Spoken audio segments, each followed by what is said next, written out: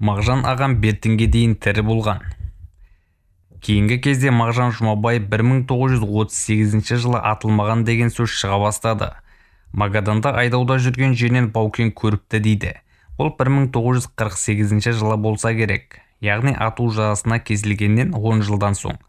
Ал Баукеңнің өтірік айтпайтынын барша алаш жұрты біледі. Ақиқатты біледі-ау деген ғалымдар мен көзі қарақты мамандардан мән-жайды сұрап та көрдім. Алаш айнасы газетіне шыққан сол сауалнаманы көзі шалған ақынның немере қарындасы Райхан апамыз редакцияға өзі хабарласты. Жасы 70-тің жетеуіне келген кейуана ақиқатты іздеп Магаданға дейін барып қайтыпты. Мен Мағжанның туған інісі Қалижанның қызымын. Атым Райхан деп бастады әңгімесін 80-ге кеп қалса да ажарын бермеген апамыз. Әттең, дүние-ай, ақын ағаның өзінен тікелей ұрпақ қалған жоқ.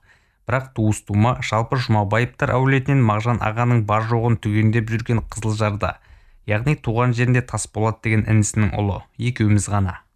Менің жасым болса мынау, 77-демін. Кәрілік күн санап өз деген жасатып, ауру сырқау дегендер шыға береді екен ғой.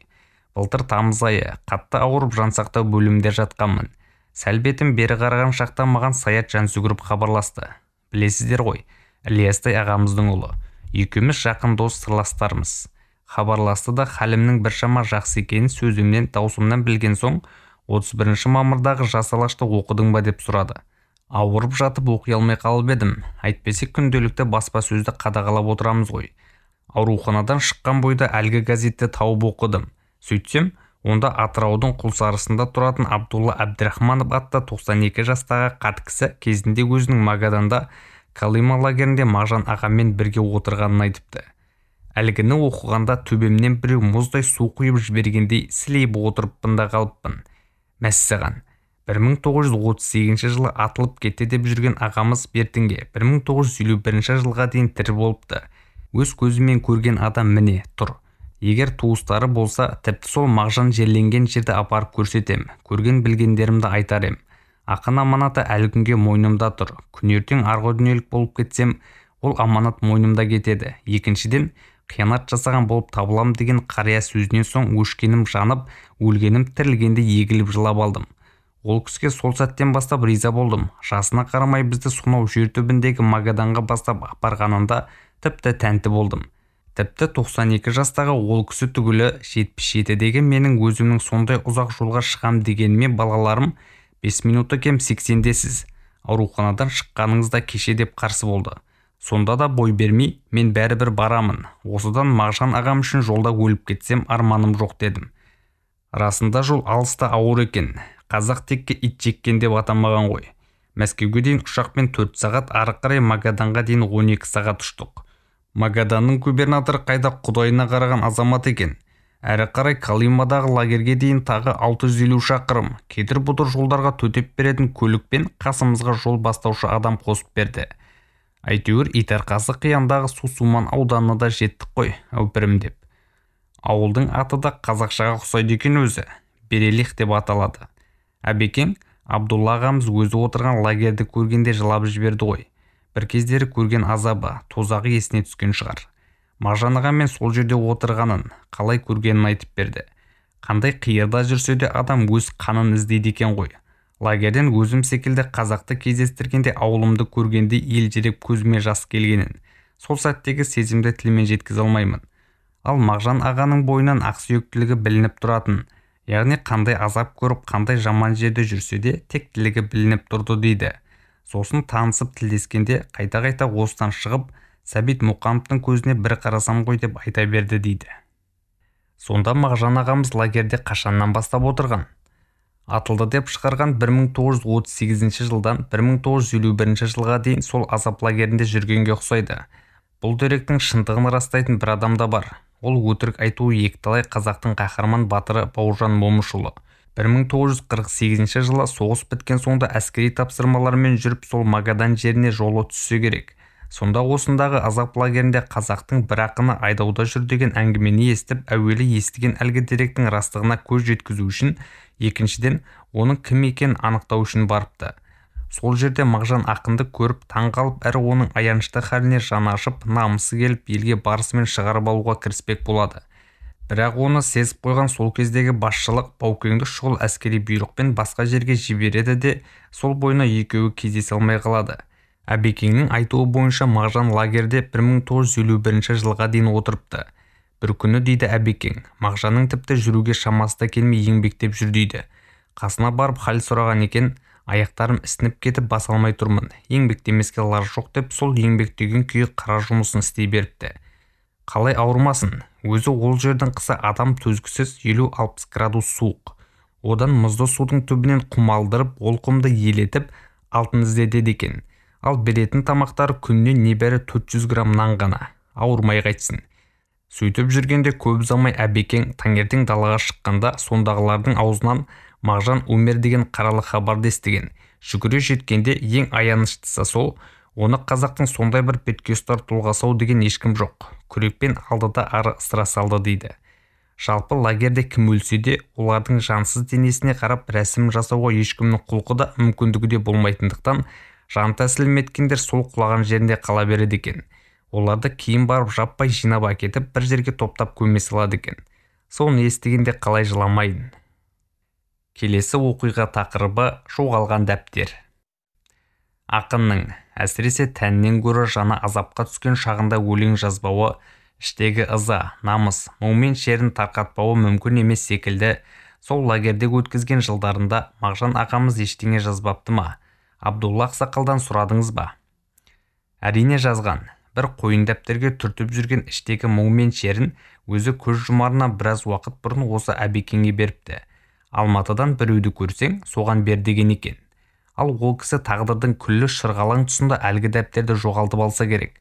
Сол үшін Ақсақал өзін өзі кешірместей кінәлап, сондай қатты қапаланады. Негізі Әбекең қолжазбаны әлдекімнің әдейі ұрлағанын айтады.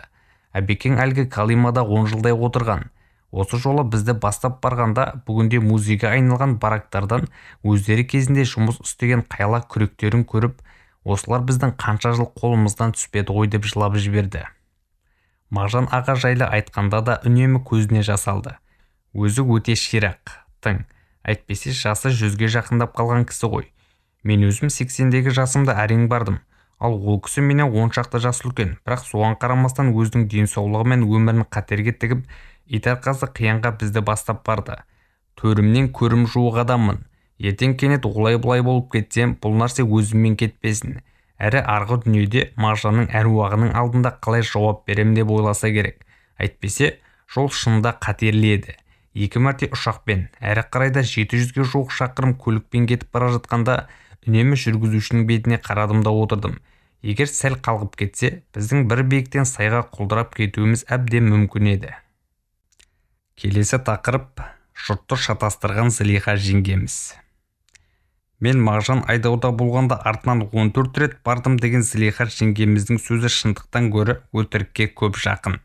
Ал қазақтың барлық қаламгер қауымы, ғалымдары сол Зылиханың сөзіне имандай сеніп, тарихқа солай енгізіп жіберген. Ал шындығында жағдай тіпті басқа. Мағжан ұсталысымен, яғни атылысымен көп ұзамай ол жеңгеміз бір татар полковнигіне күйеуге шыққан. Ленинградта сол кісімен тұрды. Мен қанша рет Мағжан ағаның делосын сұрап едім. Дело жоқ, жоғалған деп маған берген жоқ. Сонда ол қайда? Егер өз көзімен істі оқып шықсам, Мағжан аға лагерде қалай өмір сүрді, оған кімдер келіп кетті, тергеудің қалай жүргізілгенін барлығын өз көзімен көрер едім. Мен білетін бір ақиқат, інісі Сәлімжан Мағжан ағаның артынан іздеп барып кездескен.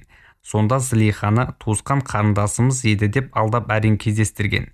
Сөйткен Зылиха кейін қалай ағамызға емін-еркін баруы мүмкін, бір емес 14 рет. Осы тұста қисынсыздық, яғни өзі жоқтың көзі жоқ деп айтыла салған өтірік бар секілді. Сөйткен адамның сөзіне имандай ұйып, тіпті Зылиханың өзін лагерде 14 жыл отырды қылып шығарып жатқан ғалымдар да бар. Менің соған жаныма ұрады. Шын мәнінде Зылиха апамыз айдалған жоқ. Ең бір таңқаларлығы да сол. Басқа халық жауларының әйелдері Сібірге айдалып, сонда ит азапты түрмені көрсе, Зылиха жеңгеміз емін-еркін өмір сүрді. Ешкім оған саусағының ұшында тигізген жоқ. Бұл да күдікті жағдай. Тағы бір күдікті жағдай, ол кезде бір қаладан екінші қалаға бару деген қатаң тергеумен жүргізілді. Зылиха сонда еркін жүріп тұрды. Сондай-ақ ол кісіден ағамыздың қолжазбаларын, өзіндегі мұрағатын сұрап еді, білмеймін, не до этого бела деді де қоя салды. қалай ғана Мағжанның жары бола тұра оның жазған дүниелерін сақтап қалуға тырыспаған. Мысалы, әлгінде айтқан Мандельштамның әйелі вокзалдарда скамейкалардың астына тығылып жүріп ақын өлеңдерін, қолжазбаларын сақтап қалған, жан таласқан, жаннан кешкен. Қазекемнің намыссыздығына күйінемін осы тұста. Әлгінде әйелді Мағжанның сүйгені дейді. Ал ақын аға шын мәнінде Санкт-Петербург университетін тәмамдап, мұғалімдер семинариясында өзінің қол астында оқытушы болып жұмыс істеген Гүлсімді және Жәмиләні сүйді. Жәмиләмен үйленгелі тұрған шағында басына түскен түрлі жағдайлар екеуін екі жаққа айырып жіберген ғой. Әттең, ағамыздың өз кіндігінен ешқандай ұрпақ қалған жоқ. Сонда қолжазбалар қалай сақталды? Мағжан атамыздың өлеңдерін бүгінге жеткізген кім? Амина Нұғыманова деген қазақ қызы Қытайдан келді ғой. Сол кісі Мағжанның 1923 жылы шыққан өлеңдерін әйелі ғой деп Зылихаға әкеліп берген. Ал оны Хамза Абдуллин атты Мағжан ағаның шәкірті бастырып жарыққа шығаруға көп еңбек сіңірді. Хамзаның еңбегін қалай айтсақ та жарасады. Өзі Калимадан жаңа келген, қолына қарап отырған шетте бала-шағасы бар. Алатын зейнетақысы тым аз. Соған қарамастан ұстазының әлгінде еңбегін тығып жүріп бастырып, Алматыдағы зиялы дегендердің бәріне таратып берді. Соның біреуін маған да берген. Келесі тақырып жетімдік тақсіреті бізге жуада сатқызды. Сіздер Мағжанның жақын туыстары ретінде қуғындалдыңыздар ма? Жоқ, бізді қуғындап ешкім айдауға салған жоқ. Бірақ үнемі дәл қазір біреу алып кететіндей қорқынышпен үрейде өмір сүрдік. Темір торға қамалмасақ та халық жауының туысы деген ат жамылып еркін жүріп тұра алмадық.